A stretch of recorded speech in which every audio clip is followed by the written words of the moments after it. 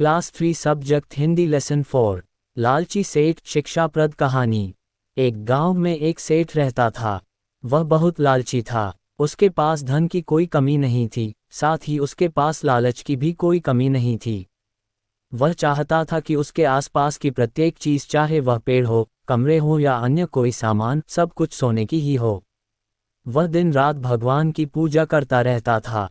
एक बार उसके सामने भगवान प्रकट हो गए। वह दोनों हाथ जोड़कर भगवान के सामने खड़ा हो गया।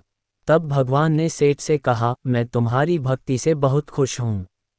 मैं तुम्हें वरदान देना चाहता हूँ। बोलो, तुम क्या चाहते हो?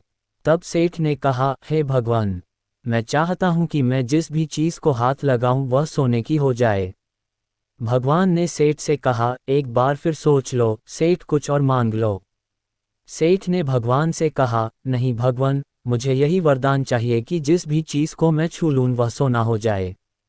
इतना कहकर भगवान वहां से चले गए।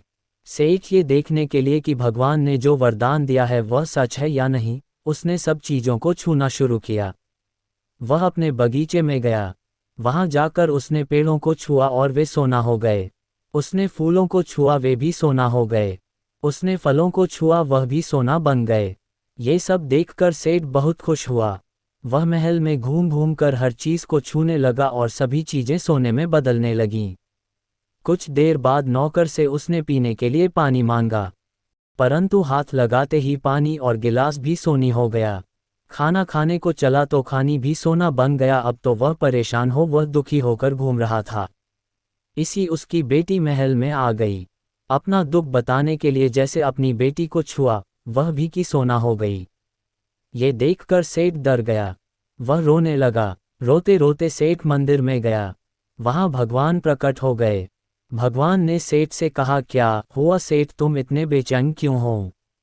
सेठ ने भगवान से कहा, भगवान, मुझे नहीं चाहिए ऐसा सोना। मेरी बेटी सोने की मूर्ति बन गई। मैं भूखा प्यासा मर रहा हूँ। मैंने तू समझाया था, मैंने कहा था कोई और वरदान मांग लो, पर तुम नहीं माने। अब देख लो तुम्हारे लालच का नतीजा। सेठ रोते रोते भगवान से बोला, भगवान मुझे माफ़ कर दीजिए। मुझे मेरे लालच का नतीजा मिल गया। अब मैं कभी लालच नहीं करूँगा। भगवान कुछ उपाय कीजिए जिससे मेरी बेटी ठीक हो सके। भगवान को सेठ पर दया आ गई। उन्होंने सेठ से कहा, तुम्हारी बेटी ठीक हो सकती है। इसके लिए एक उपाय है। मेरे मंदिर के पीछे एक पीपल का पेड़ है। तुम उस पेड़ की जड़ों में 100 घड़े पानी डालो। इससे तुम्हारे पाप धुल जाएंगे और तुम्हारी बेटी ठीक हो जाएगी।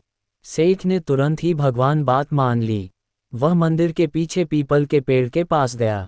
उसने पेड़ की जड़ में पानी डालना किया।